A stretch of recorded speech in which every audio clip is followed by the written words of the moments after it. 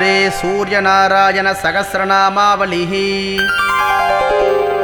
अस्य श्री सूर्यनारायण सहस्रनाम स्तोत्र मंत्रस्य कण्वप्रकण्व ऋषिः अनुष्टुप् छन्दः। श्री सूर्यनारायणो देवता वेदादिर्बीजं मायाशक्तिः। मम अभीष्टसिद्ध्यर्थे सहस्रनाम अर्चने विनियोगः। ध्यानम् कल्याणानां त्वमसि महसां भाजनं विश्वमूर्ते। धुर्यां लक्ष्मीमयमयि भृशं देहि देव प्रसीद। यद्यत्पापं प्रतिजहि जगन्नाथ नम्रस्य तन्मे। भद्रं भद्रं वितर भगवन् भूयसे मङ्गलाय। ध्यायेत् तुङ्गरथस्थितं युगभुजं सच्छङ्खचक्रान्वितं। तेजोराशिवरं किरीटकटकाद्यैर्भूषणैरञ्चितं। वेदैर्देवगुणैर्नुतं मुनिवरैर्वन्दारुवृन्दार्चितं। भक्ताभीष्टकरं रुजां क्षयकरं श्रीसूर्यनारायणम्। ॐ विश्वजिते नमः। ॐ विश्वजित्कर्त्रे नमः। ॐ विश्वात्मने नमः। ॐ विश्वतोमुखाय नमः। ॐ विश्वेश्वराय नमः। ॐ विश्वयोनये नमः। ॐ नियतात्मने नमः। ॐ जितेन्द्रियाय नमः। ॐ कालाश्रयाय नमः। ॐ कालकर्त्रे नमः। ॐ कालघ्ने नमः। ॐ कालनाशनाय नमः। ॐ महायोगिने नमः। ॐ महाबुद्धये नमः। ॐ महात्मने नमः। ॐ सुमहाबलाय नमः। ॐ प्रभवे नमः। ॐ विभवे नमः। ॐ भूतनाथाय नमः। ॐ भूतात्मने नमः। ॐ भुवनेश्वराय नमः। ॐ भूतभव्याय नमः। ॐ भावितात्मने नमः। ॐ भूतान्तःकरणाय नमः। ॐ शिवाय नमः। ॐ शरण्याय नमः। ॐ कमलानन्दाय नमः। ॐ नन्दनाय नमः। ॐ नन्दवर्धनाय नमः। ॐ वरेण्याय नमः। ॐ वरदाय नमः। ॐ योगिने नमः। ॐ सुसंयुक्ताय नमः। ॐ प्रकाशनाय नमः। ॐ प्राप्तयानाय नमः। ॐ परप्राणाय नमः। ॐ प्रीतात्मने नमः। ॐ प्रणताय नमः। ॐ प्रियाय नमः। ॐ नयाय नमः। ॐ सहस्रपदे नमः। ॐ साधवे नमः। ॐ दिव्यकुण्डलमण्डिताय नमः। ॐ अव्यङ्गधारिणे नमः। ॐ धीरात्मने नमः। ॐ प्रचेतसे नमः। ॐ वायुवाहनाय नमः। ॐ समाहितमतये नमः। ॐ अव्ययाय नमः। ॐ विधात्रे नमः। ॐ कृतमङ्गलाय नमः। ॐ कपर्दिने नमः। ॐ कल्पकृते नमः। ॐ रुद्राय नमः। ॐ सुमनसे नमः। ॐ धर्मवत्सलाय नमः। ॐ समायुक्ताय नमः। ॐ नियुक्तात्मने नमः। ॐ शमात्मने नमः। ॐ कृतिनाम्बराय नमः। ॐ अविचिन्त्यवपुषे नमः। ॐ पुरुषाय नमः। ॐ महायोगाय नमः। ॐ महेश्वराय नमः। ॐ कान्ताय नमः। ॐ कामादये नमः। ॐ आदित्याय नमः। ॐ नियतात्मने नमः। ॐ निराकुलाय नमः। ॐ कामाय नमः। ॐ कारुणिकाय नमः। ॐ कर्त्रे नमः। ॐ कमलाकराय नमः ॐ बोधकाय नमः ॐ सप्तसप्तये नमः ॐ अचिन्त्यात्मने नमः ॐ महाकारुणिकोत्तमाय नमः ॐ सञ्जीवनाय नमः ॐ जीवनाथाय नमः ॐ जगज्जीवाय नमः ॐ जगत्पतये नमः ॐ अजेयाय नमः ॐ विश्वनिलयाय नमः ॐ संविभागिने नमः ॐ वृषध्वजाय नमः ॐ वृषाकपये नमः ॐ कल्पकर्त्रे नमः ॐ कल्पान्तकरणाय नमः ॐ रवये नमः ॐ एकचक्ररथाय नमः ॐ मौनिने नमः ॐ सुरथाय नमः ॐ रथिनाम्बराय नमः ॐ अक्रोधनाय नमः ॐ रश्मिमालिने नमः ॐ तेजोराशये नमः ॐ विभावसभे नमः ॐ दिवाकृते नमः ॐ दिनकृते नमः ॐ देवाय नमः ॐ देवदेवाय नमः ॐ दिवस्पतये नमः ॐ दिननाथाय नमः ॐ हविर्होत्रे नमः ॐ दिव्यबाहवे नमः ॐ दिवाकराय नमः ॐ यज्ञाय नमः ॐ यज्ञपतये नमः ॐ पूष्णे नमः ॐ स्वर्णरेतसे नमः ॐ परावराय नमः ॐ परावरज्ञाय नमः ॐ तरणये नमः ॐ अंशुमालिने नमः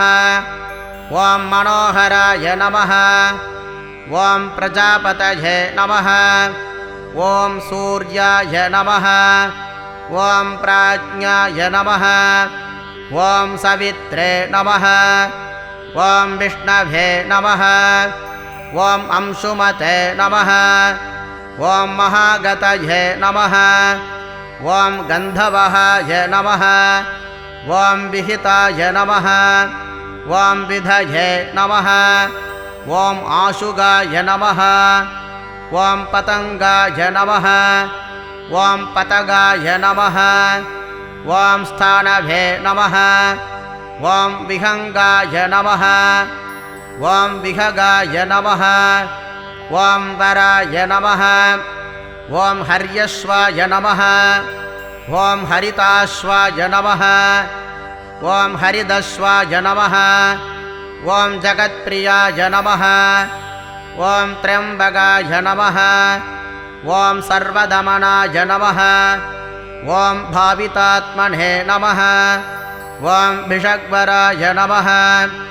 ॐ आलोककृते नमः ॐ लोकनाथाय नमः ॐ लोकालोकनमस्कृताय नमः ॐ कालाय नमः ॐ कल्पान्तकाय नमः ॐ वर्णये नमः ॐ तपनाय नमः ॐ विश्वतापनाय नमः ॐ खड्गिने नमः ॐ प्रतर्दनाय नमः ॐ धन्याय नमः ॐ हयगाय नमः ॐ वाग्विशारदाय नमः ॐ श्रीमते नमः ॐ शिशिराय नमः ॐ वाग्मिने नमः ॐ श्रीपतये नमः ॐ श्रीनिकेतनाय नमः ॐ श्रीकण्ठाय नमः ॐ श्रीधराय नमः ॐ श्रीशाय नमः ॐ श्रीनिवासाय नमः ॐ वसुप्रदाय नमः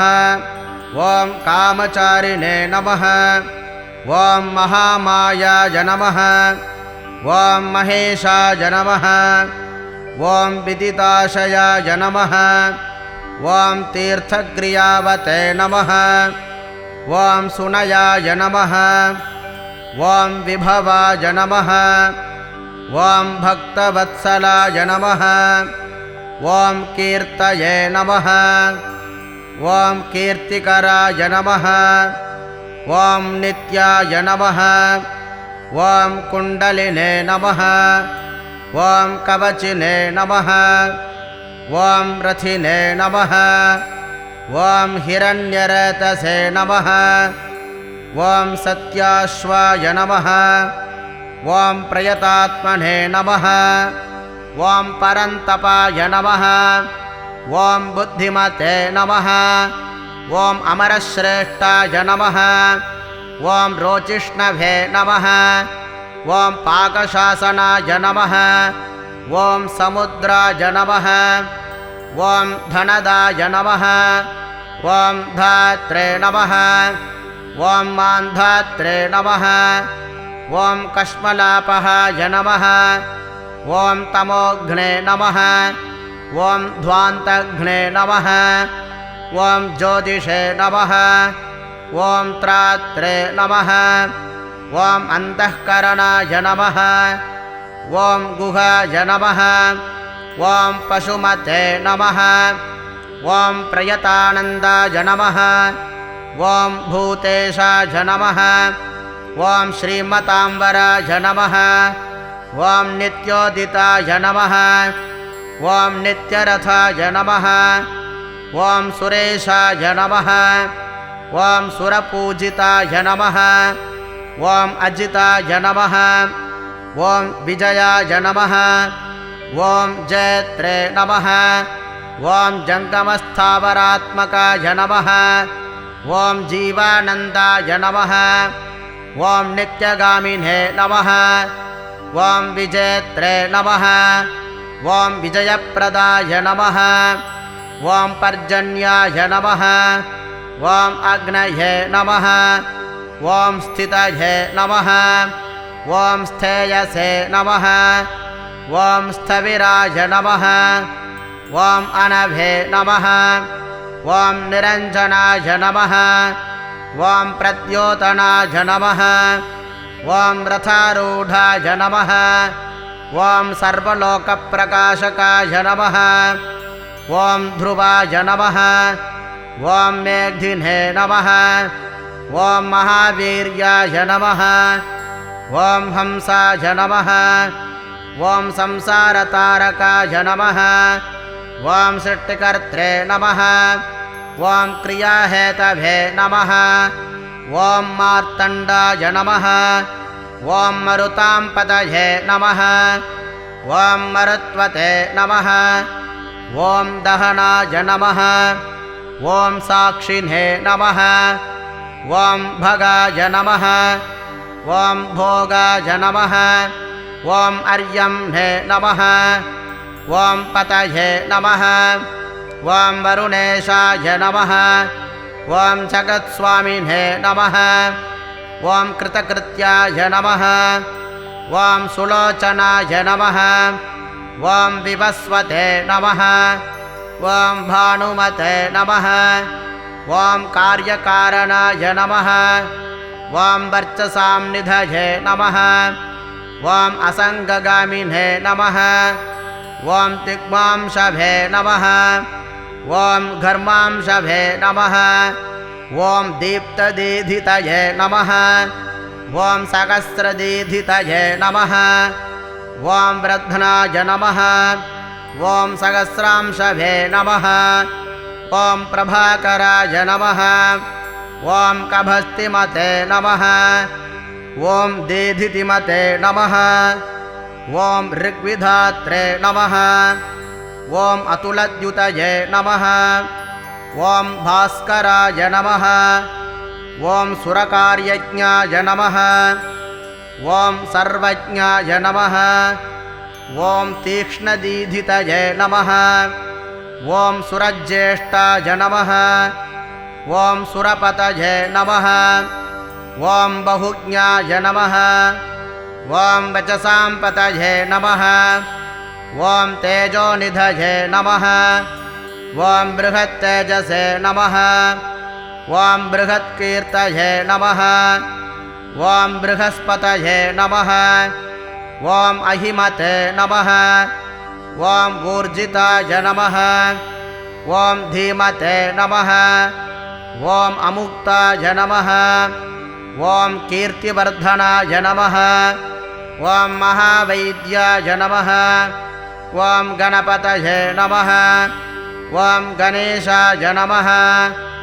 ॐ गणनायकाय नमः ॐ तीव्राय नमः ॐ प्रतापनाय नमः ॐ तापिने नमः ॐ मार्ताण्डाय नमः ॐ सम्प्रतापनाय नमः ॐ कार्तस्वराय नमः ॐ हृषीकेशाय नमः ॐ पद्मिने नमः ॐ नन्दाय नमः ॐ अभिनन्दिताय नमः ॐ पद्मनाभाय नमः ॐ अमृताहाराय नमः ॐ स्थितिमते नमः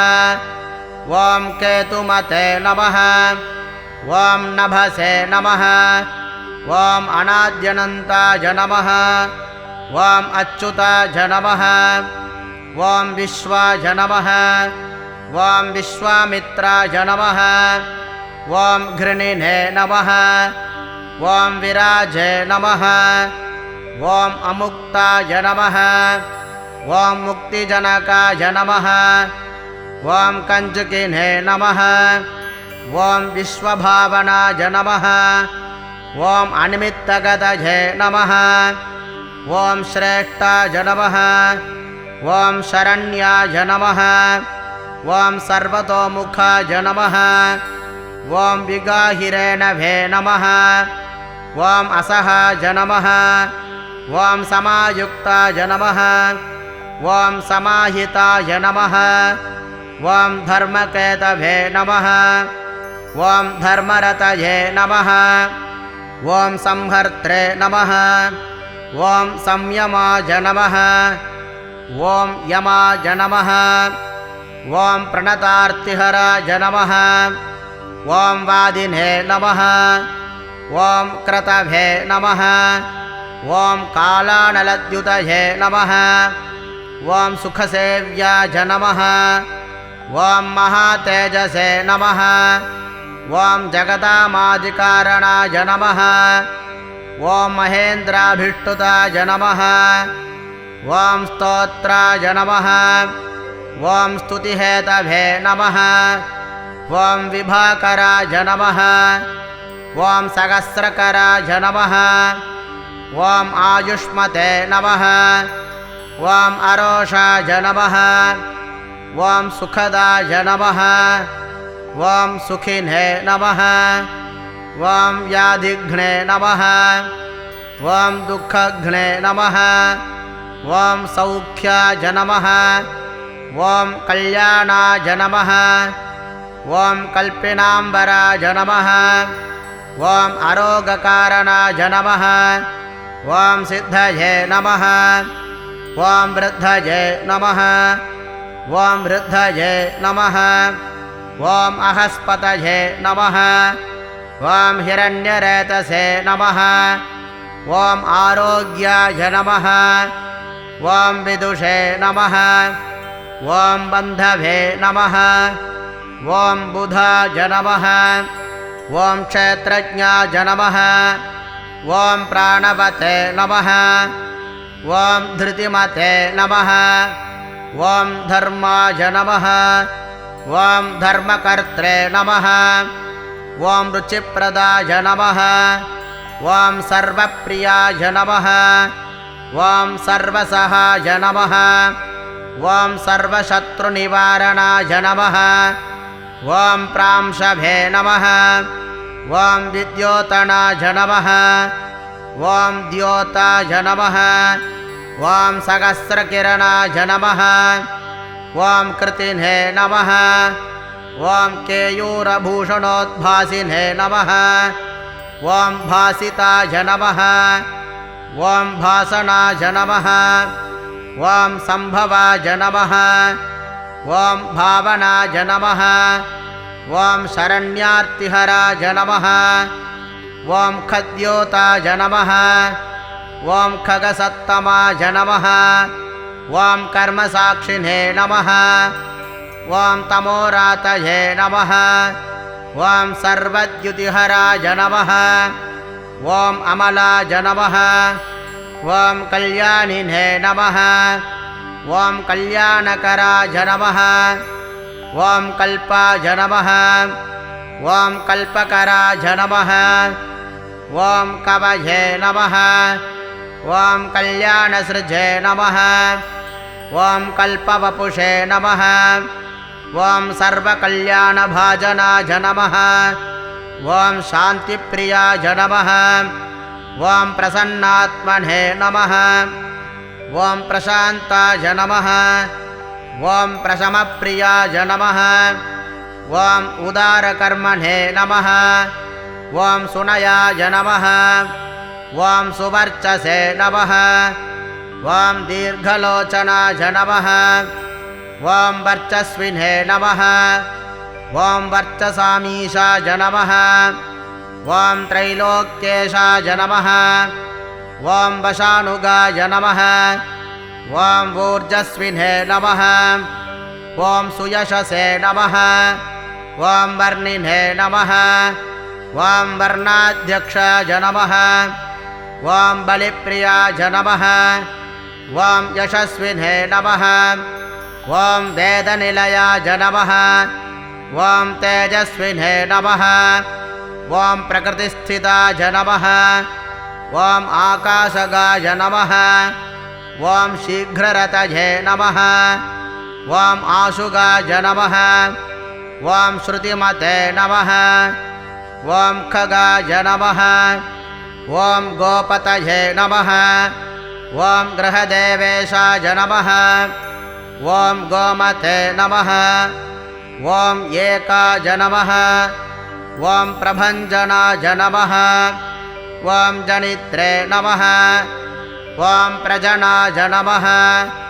ॐ दीपाय नमः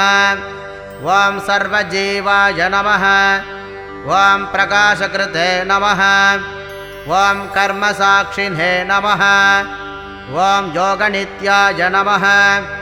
ॐ नभश्रिये नमः ॐ असुरान्तकाय नमः ॐ रक्षोघ्नाय नमः ॐ विघ्नशमनाय नमः ॐ किरीटिने नमः ॐ सुमनप्रियाय नमः ॐ मरीचिमते नमः ॐ अनुमते नमः ॐ विशेषगाय नमः ॐ गदक्षोभाय नमः ॐ शिष्टाचाराय नमः ॐ सदाचाराय नमः ॐ सचाराय नमः ॐ चारतत्पराय नमः ॐ मन्दाराय नमः ॐ माठराय नमः ॐ दण्डाय नमः ॐ क्षोभनाय नमः ॐ कृतक्षोभाय नमः ॐ पक्षिणां गुरवे नमः ॐ विशिष्टात्मने नमः ॐ विधेयाय नमः ॐ ज्ञानशोभनाय नमः ॐ श्वेतकान्तये नमः ॐ महाश्वेताय नमः ॐ सानुगाय नमः ॐ मोक्षदायकाय नमः ॐ सर्ववेदप्रगीतात्मने नमः ॐ सर्ववेदलयाय नमः ॐ अलयाय नमः ॐ वेदमूर्तये नमः ॐ चतुर्वेदाय नमः ॐ वेदाब्धये नमः ॐ वेदपारगाय नमः ॐ क्रियावते नमः ॐ अतिरोजिष्णवे नमः ॐ वरीयसे नमः ॐ वरप्रदाय नमः ॐ व्रतचारिणे नमः ॐ व्रतधराय नमः ॐ लोकबन्धवे नमः ॐ अलङ्कृताय नमः ॐ अलङ्काराय नमः ॐ भर्द्रे नमः ॐ दिव्यविद्यावते नमः ॐ विदिताशयाय नमः ॐ प्रभापूर्णाय नमः ॐ जितरिपभे नमः ॐ सुजनाय नमः ॐ अरुणसारथये नमः ॐ कुबेराय नमः ॐ सुरथाय नमः ॐ स्कन्दाय नमः ॐ महिताय नमः ॐ अभिहिताय नमः ॐ गुरवे नमः ॐ ग्रहराजाय नमः ॐ स्वयंभुवे नमः ॐ ग्रहनक्षत्रमण्डनाय नमः ॐ भास्कराय नमः ॐ सतदानन्दाय नमः ॐ वरवाहनाय नमः ॐ नन्दनाय नमः ॐ चतुर्मुखाय नमः ॐ पद्ममालिने नमः ॐ पूतात्मने नमः ॐ प्रणतार्तिघ्ने नमः ॐ अकिञ्चनाय नमः ॐ सत्यसन्धाय नमः ॐ निर्गुणाय नमः ॐ गुणवते नमः ॐ शुचये नमः ॐ सम्पूर्णाय नमः ॐ पुण्डरीकाक्षाय नमः ॐ विधेयाय नमः ॐ योगतत्पराय नमः ॐ सहस्रांशवे नमः ॐ ऋतुपतये नमः ॐ सर्वस्वाय नमः ॐ सुमते नमः ॐ सुवाचे नमः ॐ सुवाहनाय नमः ॐ माल्यदाम्ने नमः ॐ धृताहाराय नमः ॐ हरिप्रियाय नमः ॐ प्रथिताय नमः ॐ ब्राह्मणाय नमः ॐ ब्रह्मणे नमः ॐ प्रतीतात्मने नमः ॐ सुरालयाय नमः ॐ शतबिन्दवे नमः ॐ शतमुखाय नमः ॐ गरीयसे नमः ॐ अनिलप्रभाय नमः ॐ धीराय नमः ॐ महत्तराय नमः ॐ धन्याय नमः ॐ पुरुषाय नमः ॐ पुरुषोत्तमाय नमः ॐ सुसंस्थिताय नमः ॐ दिव्यरथाय नमः ॐ मोक्षाधारनिकेतनाय नमः ॐ वैद्याय नमः ॐ राजाधिराजाय नमः ॐ विद्याराजाय नमः ॐ विवादकृते नमः ॐ अनिर्देशवपुषे नमः ॐ श्रीदाय नमः ॐ वीरेन्द्राय नमः ॐ बहुमङ्गलाय नमः ॐ निर्द्वन्द्वाय नमः ॐ द्वन्द्वघ्ने नमः ॐ सर्गाय नमः ॐ सर्वगाय नमः ॐ स्वप्रकाशकाय नमः ॐ चतुर्वेदधराय नमः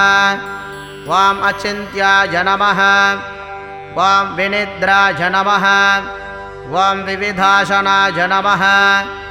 ॐ चक्रवर्तिने नमः ॐ धृतिकराय नमः ॐ महाराजाय नमः ॐ महेश्वराय नमः ॐ विचित्ररथाय नमः ॐ एकाकिने नमः ॐ सप्तसप्तये नमः ॐ परात्पराय नमः ॐ सर्वोद्धतिस्थितिकराय नमः ॐ स्थितये नमः ॐ स्थेयाय नमः ॐ निष्कलाय नमः ॐ स्थितिप्रियाय नमः ॐ पुष्कलनभसे नमः ॐ वसुदाय नमः ॐ वासवप्रियाय नमः ॐ वसुमते नमः ॐ वासवस्वामिने नमः ॐ वसुराजाय नमः ॐ वसुप्रियाय नमः ॐ बलवते नमः ॐ ज्ञानवते नमः ॐ स्वाहा स्वधा वेदाधिकारकाय नमः ॐ सङ्कल्पयोनये नमः ॐ दिनकृते नमः ॐ भगवते नमः ॐ कारणावहाय नमः ॐ नीलकण्ठाय नमः ॐ धनाध्यक्षाय नमः ॐ धनिने नमः ॐ धर्मिणे नमः ॐ प्रियंवदाय नमः ॐ वषट्काराय नमः ॐ हुताय नमः ॐ होत्रे नमः ॐ स्वाहाकाराय नमः ॐ हुताहुतये नमः ॐ जनार्दनाय नमः ॐ जनानन्दिने नमः ॐ नराय नमः ॐ नारायणाय नमः ॐ अम्बुदाय नमः ॐ स्वर्णाङ्गाय नमः ॐ क्षपणाय नमः ॐ वायवे नमः ॐ आयवे नमः ॐ सूरनमस्कृताय नमः ॐ विग्रहाय नमः ॐ विमलाय नमः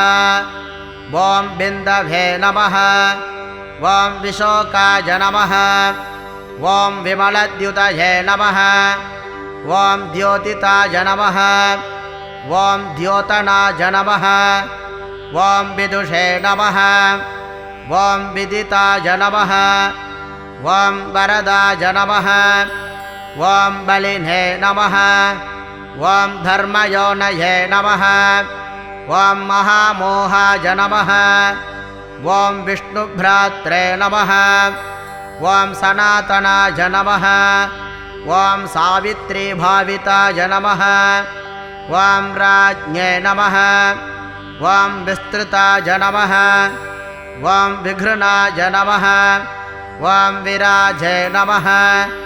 ॐ सप्तार्चिषे नमः ॐ सप्तदुर्गाय नमः ॐ सप्तलोकनमस्कृताय नमः ॐ सम्पन्नाय नमः ॐ गुणसम्पन्नाय नमः ॐ सुमनसे नमः ॐ शोभनप्रियाय नमः ॐ सर्वात्मने नमः ॐ सर्वकृते नमः ॐ सृष्टये नमः ॐ सप्तिमते नमः ॐ सप्तमीप्रियाय नमः ॐ सुमेधसे नमः ॐ माधवाय नमः ॐ मन्दाय नमः ॐ मेधाविने नमः ॐ मधुसूदनाय नमः ॐ अङ्गिरसे नमः ॐ कतिकालज्ञाय नमः ॐ धूमकेतवे नमः ॐ सुकेतनाय नमः ॐ सुखिने नमः ॐ सुखप्रदाय नमः ॐ सौख्याय नमः ॐ कामिने नमः ॐ कान्तिप्रियाय नमः ॐ मुनये नमः ॐ सन्तापनाय नमः ॐ सन्तपनाय नमः ॐ आतपिने नमः ॐ तपसां पतये नमः ॐ उग्रस्वामिने नमः ॐ सहस्राक्षाय नमः ॐ प्रियकारिणे नमः ॐ प्रियङ्कराय नमः ॐ प्रीताय नमः ॐ विमन्यवे नमः ॐ अम्भोदाय नमः ॐ जीवनाय नमः ॐ जगतां पतये नमः ॐ जगत्पित्रे नमः ॐ प्रीतमनसे नमः ॐ शर्वाय नमः ॐ सर्वगुहाय नमः ॐ अचलाय नमः ॐ जगदानन्दिने नमः ॐ जगत्रात्रे नमः ॐ सुरारिघ्ने नमः ॐ श्रेयसे नमः ॐ श्रेयस्कराय नमः ॐ ज्यायसे नमः ॐ उत्तमोत्तमाय नमः ॐ उत्तमाय नमः ॐ महामेरवे नमः ॐ महाशैलाय नमः ॐ धारणाय नमः ॐ धरणीधराय नमः ॐ धराधराय नमः ॐ धर्माधर्मप्रवर्तकाय नमः ॐ धर्मराजाय नमः ॐ रथाध्यक्षाय नमः ॐ रथपतये नमः ॐ त्वरमाणाय नमः ॐ अमितानलाय नमः ॐ उत्तराय नमः ॐ पूर्वदिक्स्वामिने नमः ॐ तारापतये नमः ॐ अपाम्पतये नमः ॐ पुण्यसङ्कीर्तनाय नमः ॐ लोकत्रयाश्रयाय नमः ॐ पुण्यहेतवे नमः ॐ स्वर्भानवे नमः ॐ विगतारिष्टाय नमः ॐ विशिष्टोत्कृष्टकर्मकृते नमः ॐ व्याधिप्रणाशनाय नमः ॐ केतवे नमः ॐ शूराय नमः ॐ सर्वजिताम्बराय नमः ॐ एकनाथाय नमः ॐ रथाधीशाय नमः ॐ शनैश्चरपित्रे नमः ॐ असिताय नमः ॐ वैवस्वतगुरवे नमः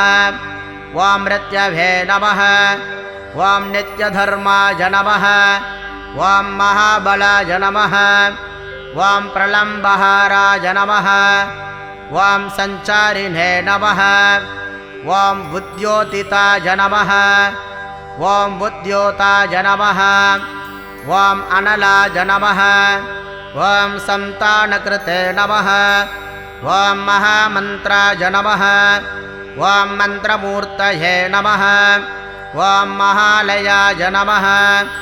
ॐ श्रेष्ठात्मने नमः ॐ मरुतसूनवे नमः ॐ मरुतामीश्वराय नमः ॐ संसारगतिविच्छेत्रे नमः ॐ संसारार्णवतारकाय नमः ॐ शुचये नमः ॐ सप्तजिह्वाय नमः ॐ सहस्रार्चिषे नमः ॐ रत्नगर्भाय नमः ॐ अपराजिताय नमः ॐ धर्मकेतवे नमः ॐ धर्माधर्मप्रकाशकाय नमः ॐ अमोघात्मने नमः ॐ लोकसाक्षिणे नमः ॐ लोकगुरवे नमः ॐ लोकेशाय नमः ॐ चन्दवाहनाय नमः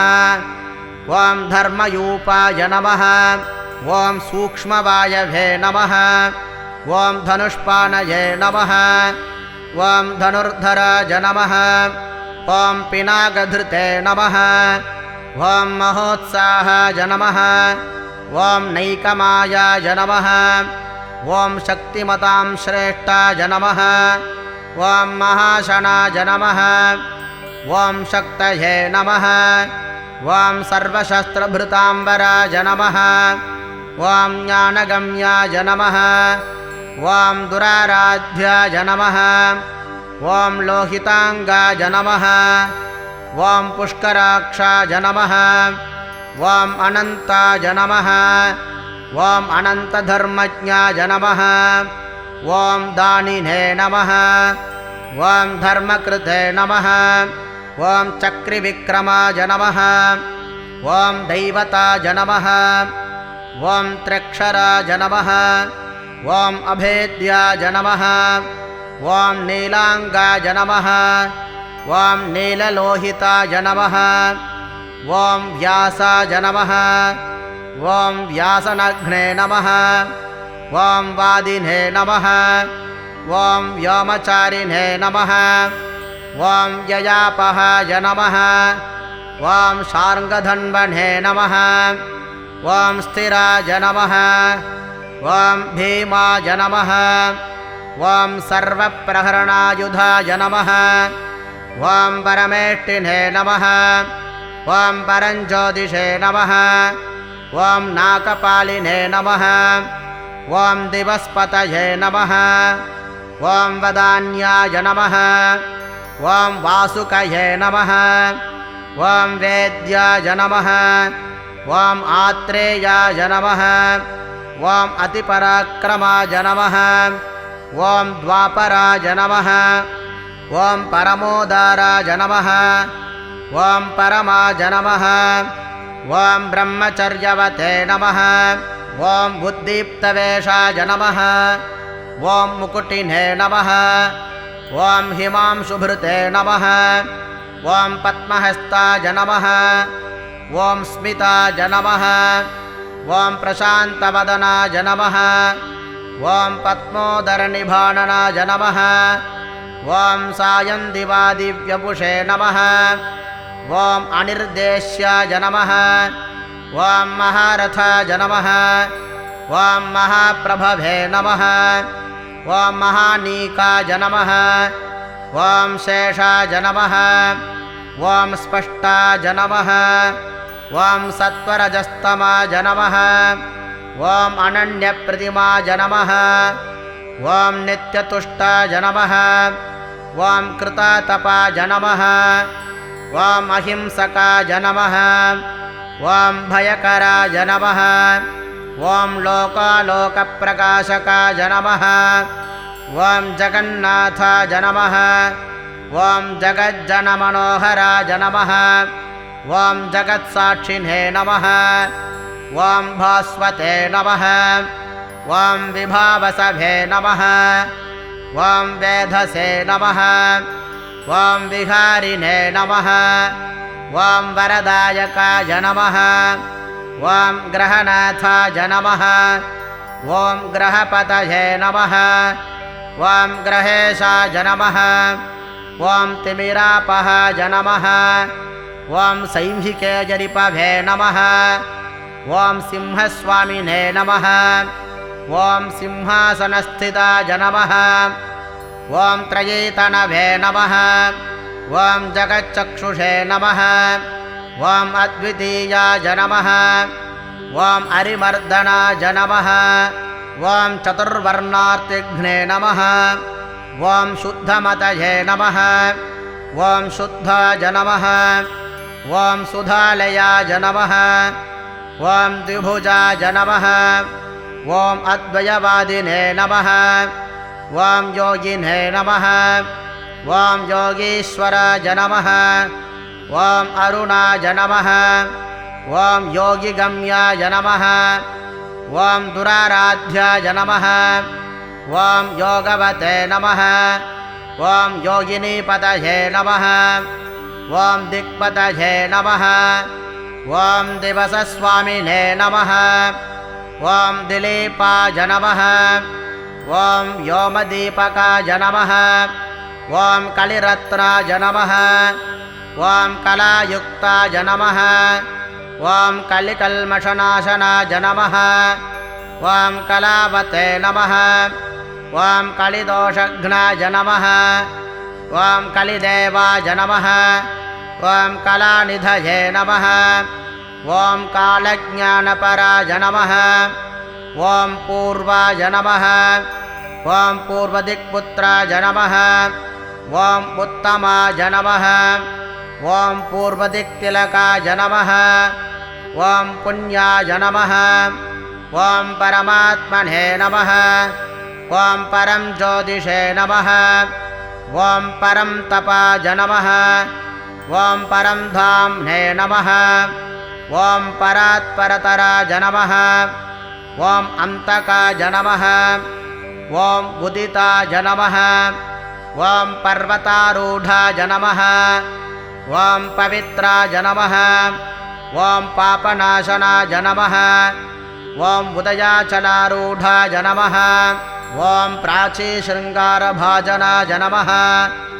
ॐ खरांशभे नमः ॐ अर्यम्ने नमः ॐ व्योमरत्नाय नमः ॐ धर्मतनुद्युतये नमः ॐ अहर्मणये नमः ॐ अनन्तात्मने नमः ॐ कृतान्तजनकाय नमः ॐ अध्वगाय नमः ॐ यमुनाजनकाय नमः ॐ जीवाय नमः ॐ जयलक्ष्मीविभूषिताय नमः ॐ चित्राङ्गदाय नमः ॐ चराचरविकासकृते नमः ॐ चित्रभाणभे नमः ॐ द्वादशात्मने नमः ॐ ध्वान्तशत्रभे नमः ॐ गगनध्वजाय नमः ॐ आत्मभुवे नमः ॐ विश्वाधाराय नमः ॐ विश्वनाथाय नमः ॐ विश्वध्वान्तप्रणाशकृते नमः ॐ पद्महस्ताय नमः ॐ पद्ममित्राय नमः ॐ पद्मरागसमुद्युतये नमः ॐ पद्मिनीबाधकाय नमः ॐ पूताय नमः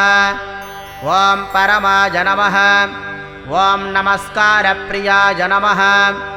ॐ पद्मबान्धवाय नमः ॐ हेलिने नमः ॐ विश्वरूपाय नमः ॐ विनोदकृते नमः ॐ भरणीसम्भवाय नमः ॐ भीमाय नमः ॐ वेदगीताय नमः ॐ भूर्भुवस्वप्रकाशकाय नमः ॐ वेदमुख्याय नमः ॐ ऋग्यजुस्सामाय नमः ॐ यिनाय नमः ॐ युगादिकरणाय नमः ॐ वेदाङ्गाय नमः ॐ वैकल्यनाशनाय नमः ॐ स्थितिसंहारकारकाय नमः ॐ वेदविद्याविशारदाय नमः ॐ सुवर्णरेतसे नमः ॐ सुभगाय नमः ॐ हव्यकव्यप्रदायकाय नमः ॐ ओङ्काराय नमः ॐ इषेत्पोर्जे स्वरूपधृते नमः ॐ ईश्वराय नमः ॐ जितवैश्वानराय नमः ॐ जातवेदसे नमः ॐ जगदलङ्कृतये नमः ॐ अक्षराय नमः ॐ कृतविश्वाय नमः ॐ अर्काय नमः ॐ मिहिराय नमः ॐ मण्डलाधिपाय नमः ॐ दुर्विज्ञेयगदये नमः ॐ त्वष्ट्रे नमः ॐ सुकृताश्रितमन्दिराय नमः ॐ कान्ताय नमः ॐ कलिङ्गदेशसम्भूताय नमः ॐ काश्यपगोत्रजाय नमः ॐ ईश्वराग्न्याधिदेवाय नमः ॐ तीव्राय नमः ॐ पद्मासनस्थिताय नमः ॐ अनादिरूपाय नमः ॐ दितिचाय नमः ॐ रत्नकान्तये नमः ॐ प्रभामयाय नमः ॐ जगत्प्रदीपाय नमः ॐ विस्तीर्णाय नमः ॐ महाविस्तीर्णमण्डलाय नमः ॐ एकचक्ररथाय नमः ॐ स्वर्णरथाय नमः ॐ स्वर्णशरीरधृते नमः ॐ निरालम्बाय नमः ॐ गगनाय नमः ॐ धर्मकर्मप्रभावकृते नमः ॐ धर्मात्मने नमः ॐ कर्मणां साक्षिणे नमः ॐ प्रत्यक्षाय नमः ॐ परमेश्वराय नमः ॐ मेरुसेविने नमः ॐ सुमेधाविने नमः ॐ मेरुरक्षाकराय नमः ॐ महते नमः ॐ आधारभूताय नमः ॐ धृतिमते नमः ॐ धनधान्यसमृद्धिकृते नमः ॐ पापसन्तापसंहर्त्रे नमः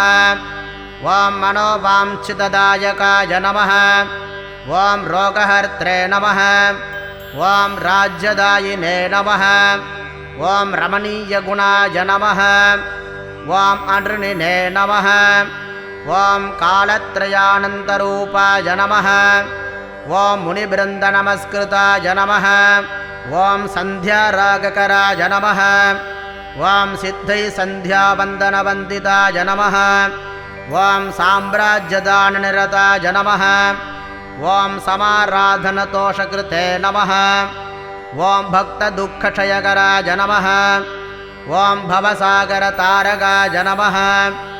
ॐ भयापहर्त्रे नमः ॐ भगवते नमः ॐ अप्रमेयपराक्रमाय नमः ॐ मनुस्वामिने नमः ॐ मन्युपतये नमः ॐ मान्याय नमः ॐ अहोरात्रचराय नमः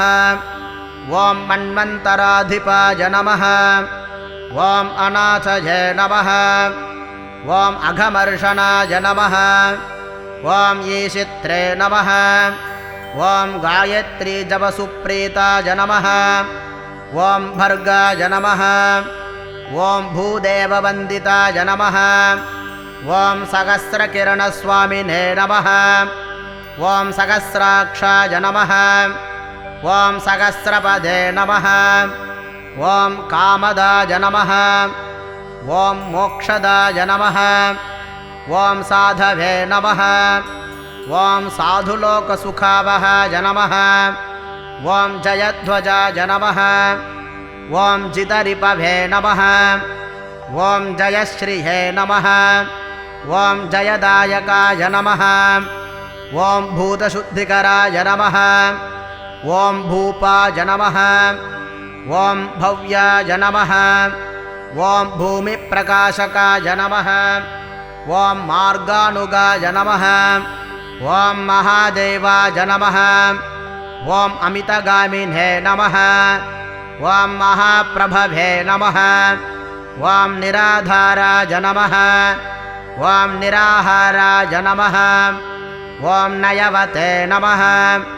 ॐ निपुणाय नमः ॐ अनघाय नमः ॐ परब्रह्मचारिणे नमः ॐ चराचरपुरोहिताय नमः ॐ स्वर्दीपकाय नमः ॐ अमितत्राणाय नमः ॐ परप्राणाय नमः ॐ प्रमाणकृते नमः ॐ शुक्लाय नमः ॐ शुक्लप्रभाय नमः ॐ स्वामिने नमः ॐ रत्नांगाय नमः